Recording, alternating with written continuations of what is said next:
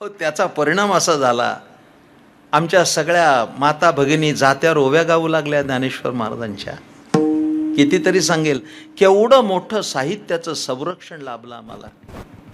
साहित्य संमेलन, मराठी साहित्य संमेलनाच्या सन्माननीय अध्यक्षा डॉक्टर तारा भवाळकर यांनी फार सुंदर सांगितलं, अरे मराठी भाषा कुठे जिवंत झाली तर पहिल्यांदा बाईंनी जात्यावरची ओवी गायली तेव्हाच झाली. काय सुंदर वर्णन.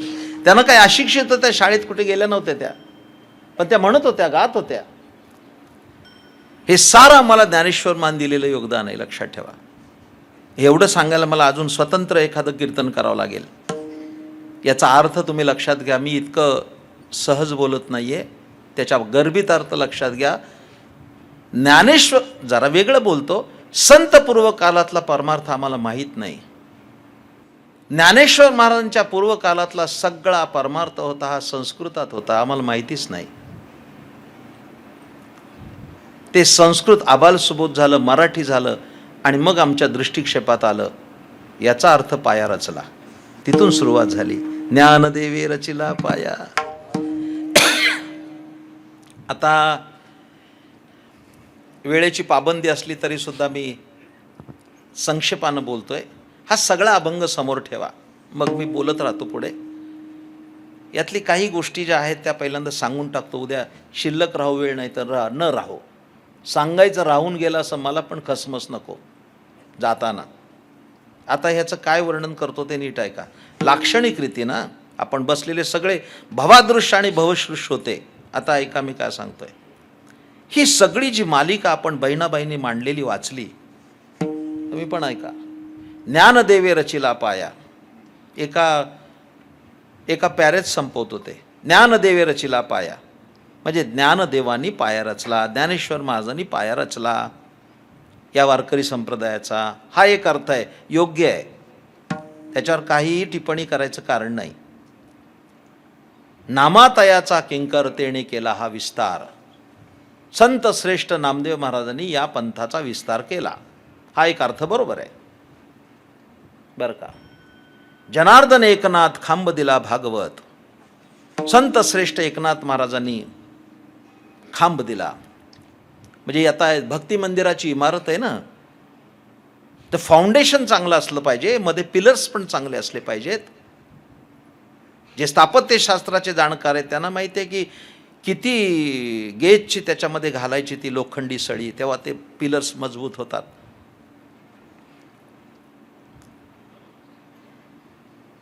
तुकाराम महाराज कळसस्थानी गेले.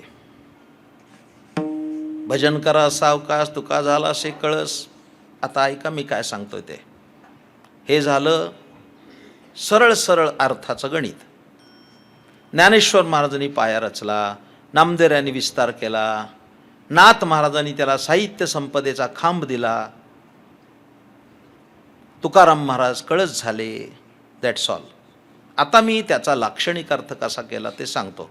तुम्हाला पटो नाही तर न पटो, मला पटलाय. आता सांगतो मी तुम्हाला. थोडं व्यक्ती म्हणून बाजूला काढा.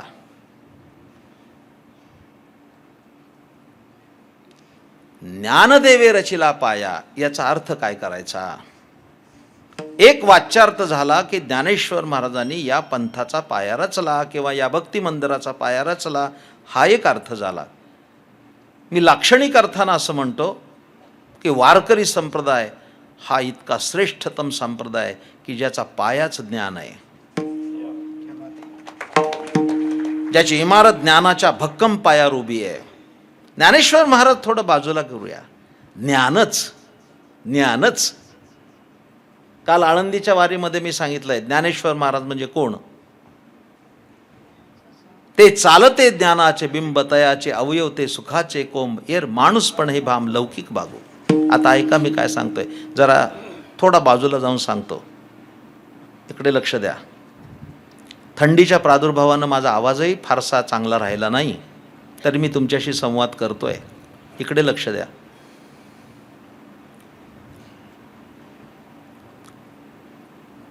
ज्ञान निर्गुण आहे, निराकार आहे.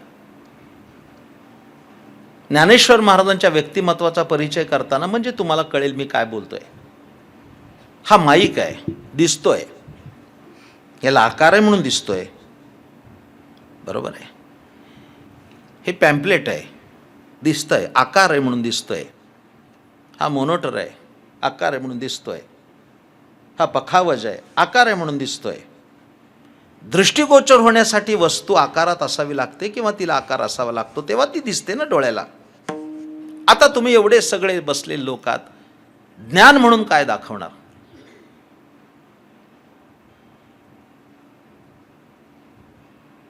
याला ज्ञान म्हणतात. आकार नाही ना ज्ञानाला. आकार असेल तर ती वस्तू दिसेल, आकार जर नसेल तर वस्तू कशी दिसेल? इकडे लक्ष द्या. ज्ञानाला आकार नाही, प्रेमाला आकार नाही. प्रेम म्हणून काय दाखवणार? याला प्रेम म्हणतात. प्रेमाला आकार नाही, तसा ज्ञानाला पण आकार नाही. ज्ञान काय दृष्टिगोचर होत नाही. ज्ञानाला आकार नसल्यामुळे ते दाखवता येत नाही. ही अडचण देवाच्या लक्षात आली आणि देवाने ज्ञानालाच आकार दिला. त्याचं नाव ज्ञानेश्वर महाराज. जरा वेगळ्या भाषेत सांगू, ज्ञानालाच अवयव फुटले. जरा वेगळं बोलतोय मी. ज्ञानाला आकार फुटले आणि जे व्यक्तिमत्व तयार झालं ते ज्ञानदेव. आता ऐका, अशा या भक्ती मंदिराचा पाया ज्ञान आहे. ज्ञानाच्या आता मी काय सांगतो ते ऐका. इतकं सोपं सांगत नाही. कदाचित सोनूने सर हे सांगण्यासाठी मला 7 दिवस असं सांगत बसावं लागेल सलग, तेव्हा असले अभंग पूर्ण होतील. 60 आणि 65 मिनिटात काय सांगणार आहे मी? इकडे ऐकता, सांगू म्हणता. ह्या ज्ञानाच्या पायावर ही इमारत उभी असल्यामुळे वारकरी संप्रदाय यावत चंद्र दिवा करो, काही धोका नाही. किती संप्रदाय दुसरे वाढले तरी, कारण बाकीचे संप्रदाय हे एक खांबी तंबू आहेत आणि वारकरी संप्रदाय इमारत आहे, तिला धोका नाही. हे लक्षात ठेवा. कधीच नाही, कधीही नाही. माझी तारंबळ झाली, किती सांगून किती नको.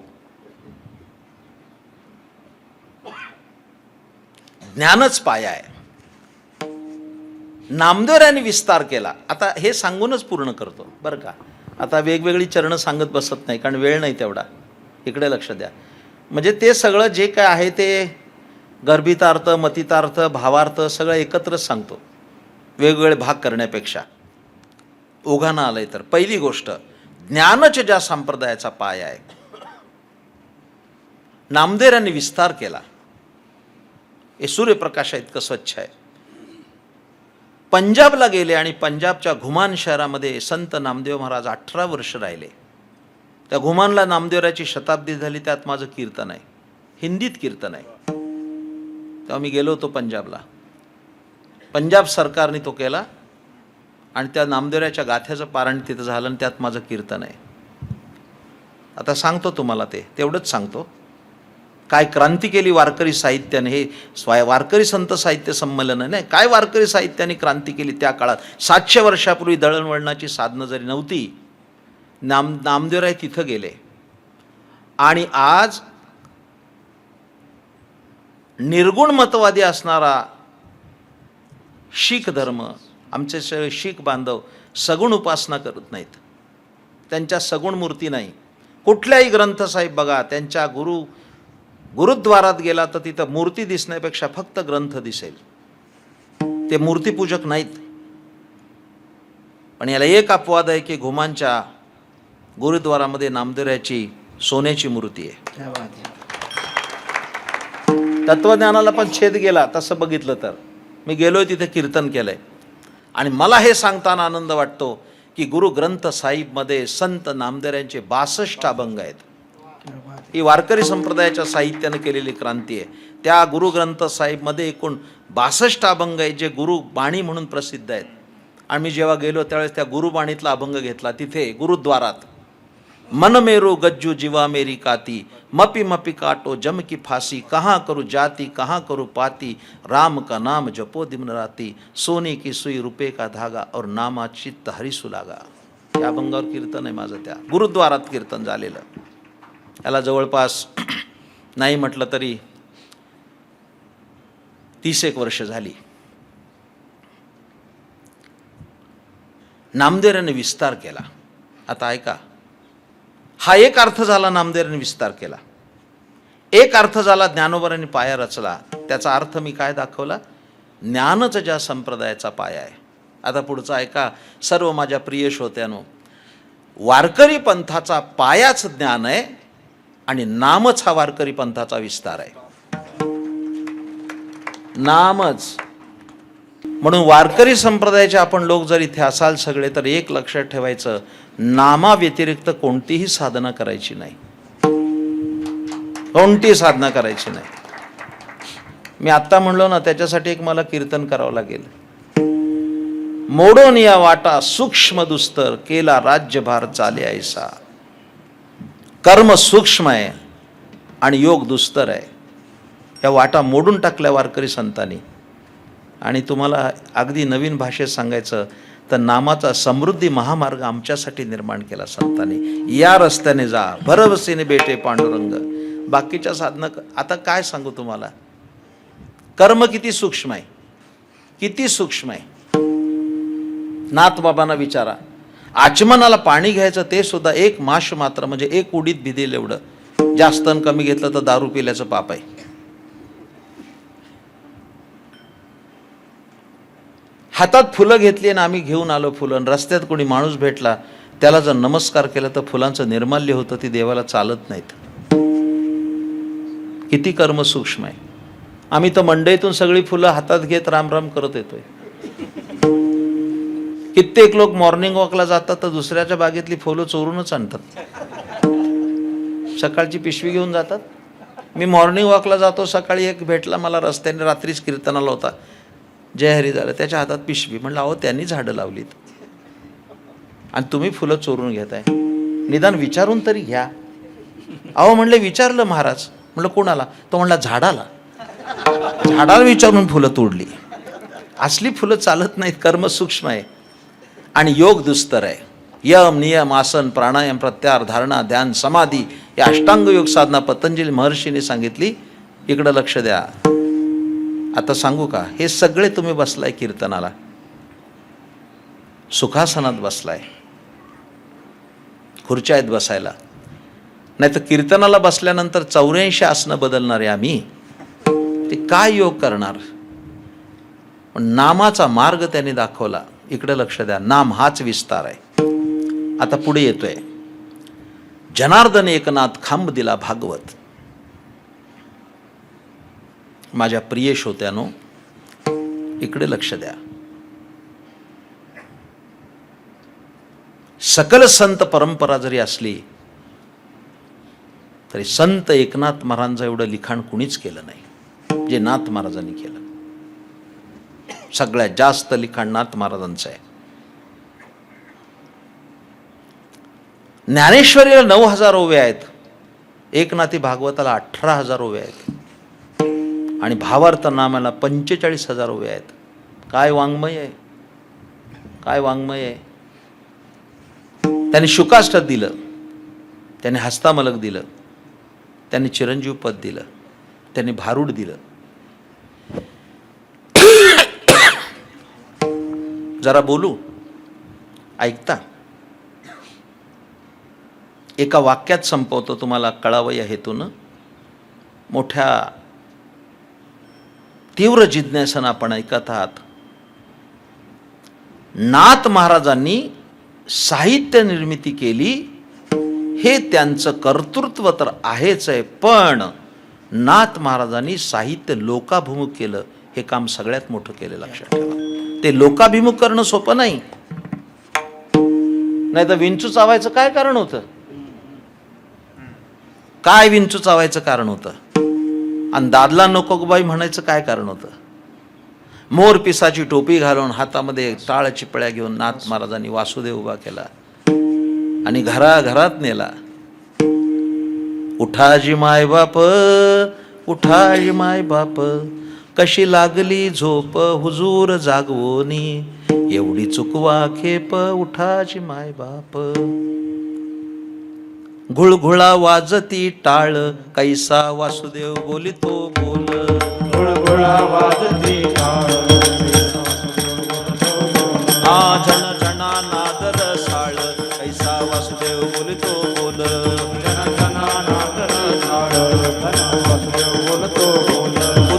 झाला पाहली वेळ कैसा वासुदेव बोलतो बोल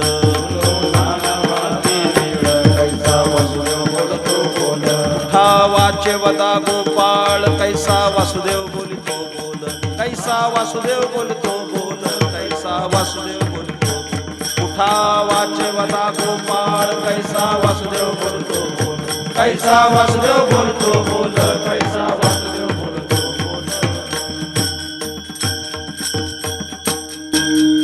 भक्कम खांब दिला नाथ महाराजांनी. इकडे लक्ष द्या. मी आता काय सांगत होतो, ज्ञानच ज्याचा पाया आहे, नामच ज्याचा विस्तार आहे आणि एकविधता ही ज्याची भूमिका आहे. वारकरी संप्रदाय हा एकेश्वरवादी आहे, हे सुद्धा मांडलं पाहिजे. आपली पारमार्थिक साधनं यशस्वी व्हायची असेल तर उपास्य देवता एकच असली पाहिजे, तरच ते शक्य होतं, नाही तर नाही होत. मला तर वेळ नाहीये सांगायला, क्षमा करा. एकविधा मी न धरू पालट, न संडू हे वाट सापडली. सगळी प्रमाण म्हणायला तितकासा वेळ पण शिल्लक राहिला नाही. पण तरी सुद्धा एक प्रमाण पेश केल्याशिवाय मला पुढे जाता येत नाही. जरी हे आकाशावर पडो पाहे ब्रह्मा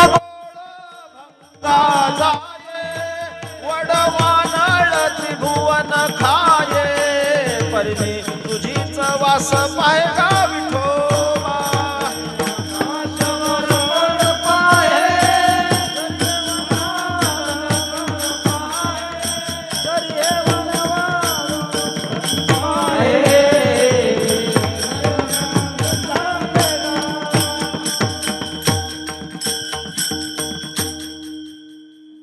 जरी हे आकाश वर पडो पाहे ब्रह्म गोळ भंगा जाये वड वानळ त्रिभुवन खाये परी मी तुझीच वास काय विठोबा. न करी आणिकांचा पांगेला नामधुरा तुझाची अंकेला. काय एकविदित आहे, मी त्याचा विस्तार करत नाही. आणि शेवट तुका झाला असे कळस.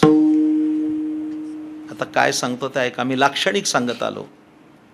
ज्ञान हाच ज्याचा पाया आहे, नाम हाच ज्याचा विस्तार आहे, एकविधता ही ज्याची ओळख आहे.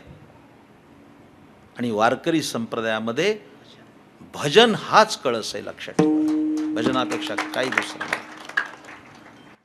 तुका म्हणे येथे भजन प्रमाण काय घोर पान जाळावे ते, काय घोर पान जाळावे ते. तुका म्हणे येथे भजन प्रमाण काय थोर पान जाळावे ते, काय थोर पान जाळावे ते. विठोबा रखुमाई विठोबा रखुमाई विठोबा रखुमाई विठोबा रखुमाई विठोबा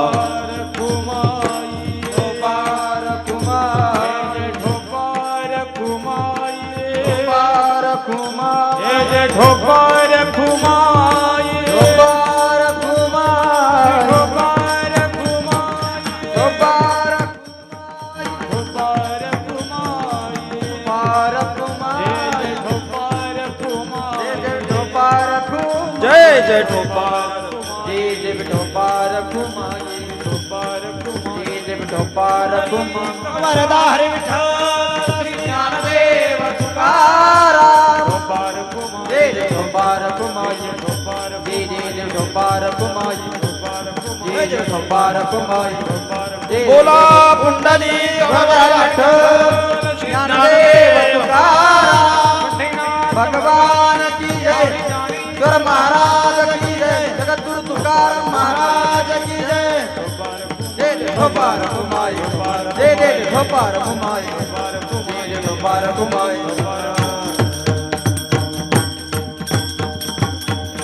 संत कृपा झाली इमारत फळाली ज्ञानदेवे रचिला पाया उभारिले देवालया नामातयाचा किंकर तेणे केला हा विस्तार जनार्दन एकनाथ काम मदिला भागवत, भजन करा सावकाश तुका झाला से कळस, बहिणी फडकते ध्वजा निरूपण केले ओजा.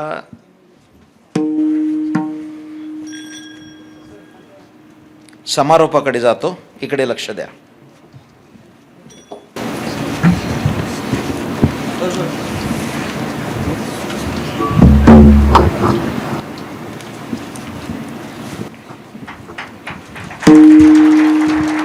टाळकऱ्यांचा सत्कार होतोय हा, तोपर्यंत भजन करू. निवृत्ती ज्ञानदेव सोपान मुक्ताबाई, एकनाथ नामदेव तुकाराम. निवृत्ती ज्ञानदेव सोपान मुक्ताबाई, एकनाथ नामदेव तुकाराम. निवृत्ती ज्ञानदेव सोपान मुक्ताबाई, एकनाथ नामदेव तुकाराम. निवृत्ती ज्ञानदेव सोपान मुक्ताबाई, एकनाथ नामदेव. एकनाथ नामदेव तुकाराम. एकनाथ नामदेव तुकाराम. एकनाथ नामदेव तुकाराम. एकनाथ नामदेव तुकाराम. निवृत्ती ज्ञानदेव सोपान मुक्ताबाई, एकनाथ नामदेव तुकाराम. निवृत्ती ज्ञानदेव सोपान मुक्ताबाई, एकनाथ नामदेव तुकाराम. निवृत्ती ज्ञानदेव सोपान मुक्ताबाई, एकनाथ नामदेव तुकाराम. निवृत्ती ज्ञानदेव सोपान मुक्ताबाई, एकनाथ नामदेव तुकाराम. निवृत्ती ज्ञानदेव सोपान मुक्ताबाई, एकनाथ नामदेव तुकाराम. निवृत्ती ज्ञानदेव सोपान मुक्ताबाई. बोला पुंडलिक ज्ञानदेव पंढरनाथ भगवान की जय. माऊली ज्ञानेश्वर महाराज की जय. जगद्गुरु तुकाराम महाराज की जय. ज्ञानदेव सोपान मुक्ताबाई, ज्ञानदेव सोपान मुक्ताबाई, नामदेव तुकाराम.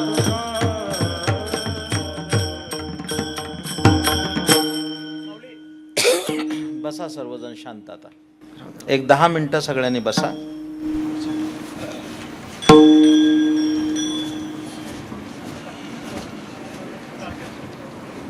संत कृपा झाली इमारत फळाली, ज्ञानदेवे रचिला पाया, उभारिले देवालया. माझ्या प्रिय श्रोत्यानो, अभंगाचा एक लाक्षणिक अर्थ मी तुमच्या समोर ठेवला आहे. आपण सर्व साहित्यप्रेमी, माझी सर्वांना विनंती राहील हात जोडून की जालन्याला हे साहित्य संमेलन झालं आणि 2 दिवसामध्ये वैचारिक मंथन पण खूप झालं. फलश्रुती काय, तर सगळ्यांना मी एवढंच सांगू इच्छेन की दररोज 5 ओव्या तरी ज्ञानेश्वरीच्या वाचा, तर हे संमेलन यशस्वी झालं. दिसा माझी काहीतरी ते लिहावे आणि प्रसंगी अखंडित वाचित जावे. आत्ता अग्निहोत्री सरांनी भाषणात सांगितलं, समर्थांची ओवी सांगितली, फार छान ओवी सांगितली. तशी माझ्या मागे सगळी ही फळी उभी आहे. उत्तम पखवाजपटू, उत्तम गायक, तुम्ही बसलेले सगळे लोक. माझ्या प्रिय श्रोत्यानो, मी आत्ता ज्यांना नुकतीच डॉक्टरेट मिळाली असे ऋषिकेश महाराज त्यांच्याशी 4 शब्द बोललो. अभ्यास केला पाहिजे. दुर्दैवाने आत्ता आचार्यांनी वर्णन केलं की ब्रह्म शब्द लिहिता येत नाही कित्येकांना. म लह कहल म, जोड शब्द नीट आम्हाला उच्चारता येत नाही कित्येकांना. जोड शब्द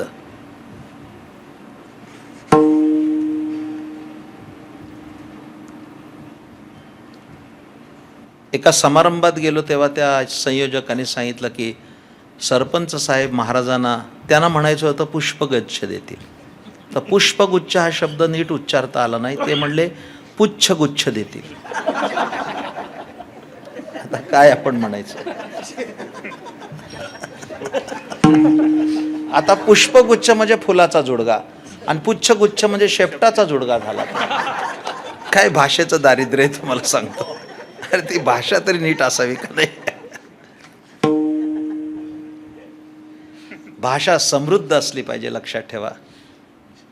हे आता खूप बोलण्यासारखं आहे, पण तरी देखील एक वाक्य सांगणार आहे की वारकरी कीर्तनकारांनी खूप मोठी क्रांती केली आणि सम्यक क्रांती केली की पायाला पानं बांधून दऱ्याखोऱ्यामध्ये ज्ञानेश्वरी पोहोचवली. हे वारकरी कीर्तनकारांचं काम खूप मोठं आहे. अत्यंत सेवाभावी वृत्तीनं किती कीर्तनकार काम करतायत. मी तर आत्ता त्यांना म्हणालो की आज महाराष्ट्र शांत आहे याला कारणीभूत वारकरी संप्रदाय आहे, ज्यांनी नैतिक मूल्ये या मातीमध्ये रुजवली. ज्ञानोबा तुकोबाचा महाराष्ट्र आहे. लक्षात ठेवा किती सुंदर काम चाललं आहे. प्रत्येक घराघरामध्ये आज ज्ञानेश्वरी आहे. मी सगळ्यांना एवढंच सांगणार आहे की ज्यांच्या समाधी सोहळ्याला 700 वर्ष होऊन गेली, 729वा समाधी सोहळा यावेळेला झाला. आम्ही सगळे लोक भरल्यापोटी ज्ञानेश्वरी सांगतोय, त्यांनी मात्र उपाशीपोटी सांगितली. हे विदारक सत्य आम्ही नाकारू शकत नाही. पण आज आमचा ऊर अभिमानानं भरून येतो की त्यांच्या जयंतीच्या दिवशी, गोकुळ अष्टमीच्या दिवशी नुसती ज्ञानेश्वर महाराज संस्थाननं संकल्पना मांडली तर ज्ञानेश्वर महाराजांच्या समाधी मंदिरावर 22 किलो सोन्याचा कळस बसला. ही ऐतिहासिक नोंद किती मोठी आहे लक्षात ठेवा. जे ज्ञानेश्वर महाराजांनी आम्हाला बाळकडू दिलं, तुम्हाला माहिती नाही इतकं सोपं नाही आहे. मी जरी बोलत असलो तरी इतकं सोपं नाही आहे. एकच वाक्य सांगतो तुम्हाला सर, त्यांच्या शब्दामध्ये ज्ञानेश्वर महाराजांचा ज्ञ उच्चारू शकत नाही आपण, एवढे अज्ञ आहोत, तर बाकीचं काय घ्यायचंय.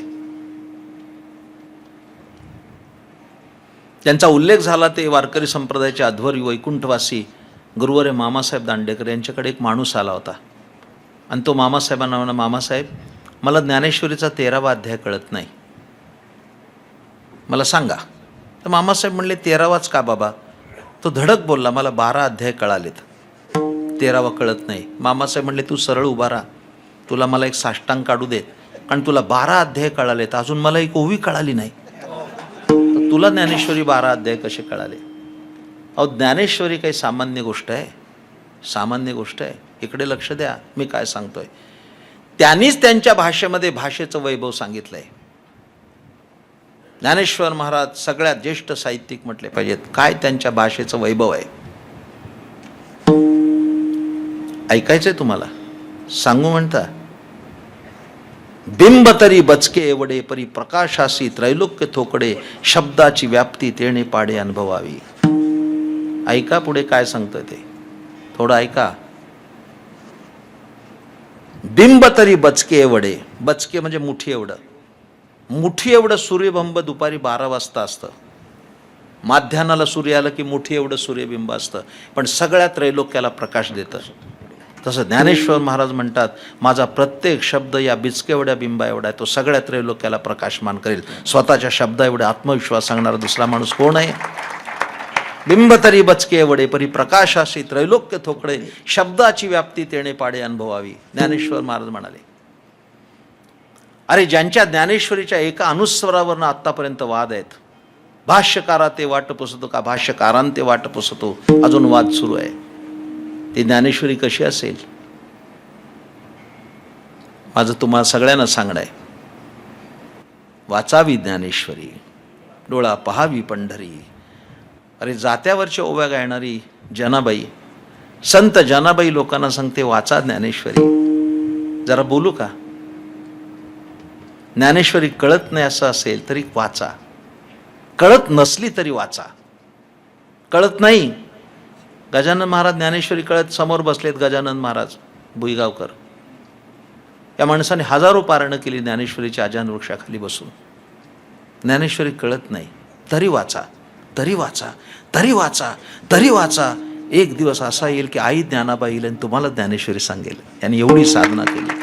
तेव्हा ज्ञानेश्वरीचा अंतरंग अंशतः तुम्हाला ध्यानात येईल. ज्ञानेश्वरी इतकी सोपी नाही, पण त्यांनी आबाल सुबोध केली. एक एक शब्द काय आहेत तुम्हाला सांगू. त्यातला उपमा अलंकार घ्या, त्यातलं माधुरी घ्या, त्यातलं लालित्य घ्या, काय म्हणून तुम्ही त्यातलं काव्य घ्या, काय रचना केली तुम्ही. कधीतरी बारकाईनं आमच्या परंपरेनं माझ्या सद्गुरुदेवांनी 90 वर्षाच्या काळात 70 वर्ष ज्ञानेश्वरी सांगितली आणि त्या 70 वर्षात त्यांची फक्त 3 आवर्तनं झाली. एवढी सखोल ज्ञानेश्वरी अभ्यासणं इतकं सोपं नाही. असतो समारोपाच्या वेळी एवढंच सांगायचं आहे, थोडा वेळ तरी ज्ञानेश्वरी वाचा.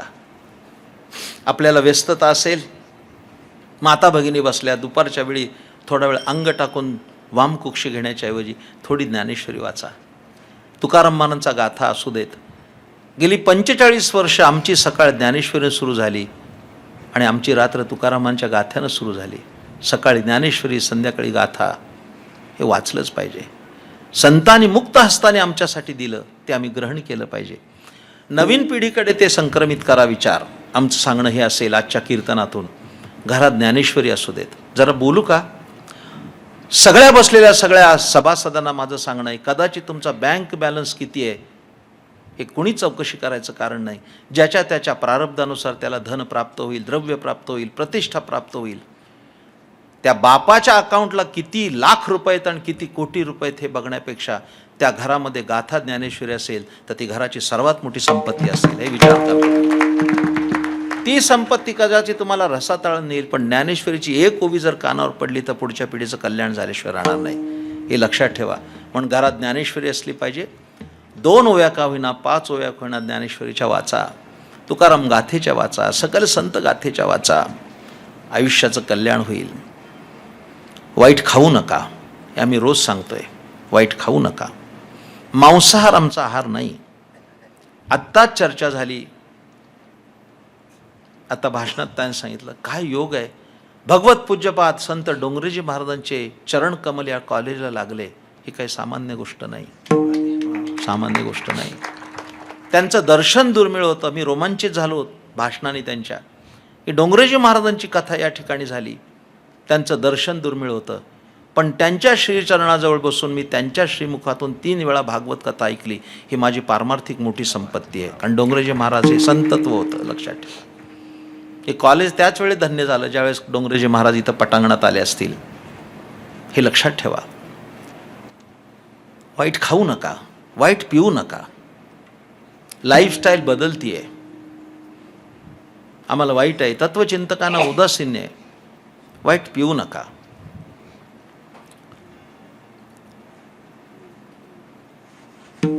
बुद्धिभ्रष्ट माणसं झाली त्यांनी. आयुष्य समाप्त झाली. वाईट खाऊ नका, वाईट पिऊ नका. परस्त्री पाप नजरेनं पाहू नका. दररोज आंघोळ करा, तुळशीला पाणी घाला, एकादशीला उपवास करा, जय जय रामकृष्णारी मंत्र म्हणा, आळंदी पंढरी देहू त्र्यंबक पैठण याची वारी करा, सुखानं संसार करा. आणि सगळं करण्यासाठी गळ्यात तुळशीची माळ घाला. त्याच्यासारखा आनंद कशातच नाही. जरा बोलू. या जन्मात आम्ही संत नाही होणार. या जन्मात आम्ही संत नाही होणार. परत सांगतो तिसऱ्यांदा, या जन्मात आम्ही संत होऊ शकत, पण संतांचं तर होऊया. संत नाही होऊ शकत आम्ही, पण संतांचं तर होता येईल ना आम्हाला. महान भगवत भक्त सद्गुरू दादा महाराज सातारकर हे मोठे संत होते. पंढरपूरला गेले, गळ्यात माळ घातली, नाचायला लागले. लोकांना विचारलं का नाचता? ते म्हणले आनंद झालाय. कशाचा? गळ्यात माळ घातल्याचा. त्यात कसला आनंद? ते म्हणले काल गळा मोकळा होता, गळ्यात तुळशीची माळ नव्हती, तेव्हा मरण आलं असतं तर कुणाचा म्हणून मेलो असतो. मोकळाच मेलो असतो. आज गळ्यात तुळशीची माळ पडली, वारकरी झालो. उद्या जरी मृत्यू आला तर ज्ञानोबा तुकोबाचा म्हणून मरेल. काय विचार बदलला एका क्षणात. पण आम्हाला संत नाही होता येणार, पण आम्ही संतांचे होऊया, हे लक्षात ठेवा. 5 गोष्टी तुम्हाला कमवायचा खूप मोठा संदेश देतो. हे सगळे ज्येष्ठ बसलेत, माझ्या पितृतुल्य व्यक्तिमत्व पहिल्या ओळीत बसलीत. 5 गोष्टी सांगतो, कमावण्याचा प्रयत्न करा, आयुष्य सार्थकी लागेल. 5 गोष्टी पाहिजेत. माझ्या समारोपाचा विषय 1, सुदृढ प्रकृती. शरीर कमावलं पाहिजे. उद्याचा भारत बलवान व्हायचा असेल तर आमची तरुण पिढी तालमीत गेली पाहिजे. सुदृढ प्रकृती. 2, पुरेशी संपत्ती. पैसा पाहिजे. पैसा नसेल तर कफल्लक माणसाला या जगतात शून्य किंमत आहे. 2, पुरेशी. मी पुरेशी म्हणालो, अतिरिक्त नाही. अतिरिक्त झाले की नोटबंदी येते. सुदृढ प्रकृती. 2, पुरेशी संपत्ती. 3, संस्कारित संतती. 4, संताची संगती. आणि 5, ईश्वराची भक्ती. या 5 गोष्टी ज्याच्याकडे तो जगातला सगळ्यात मोठा माणूस आहे. झालेली सेवा भगवान ज्ञानेश्वर महाराजांच्या सकल संतांच्या चरणी समर्पित. ज्ञानेश्वर माऊली ज्ञानराज माऊली तुकाराम ज्ञानेश्वर माऊली ज्ञानराज माऊली माऊली ज्ञानेश्वर माऊली ज्ञानराज माऊली ज्ञानेश्वर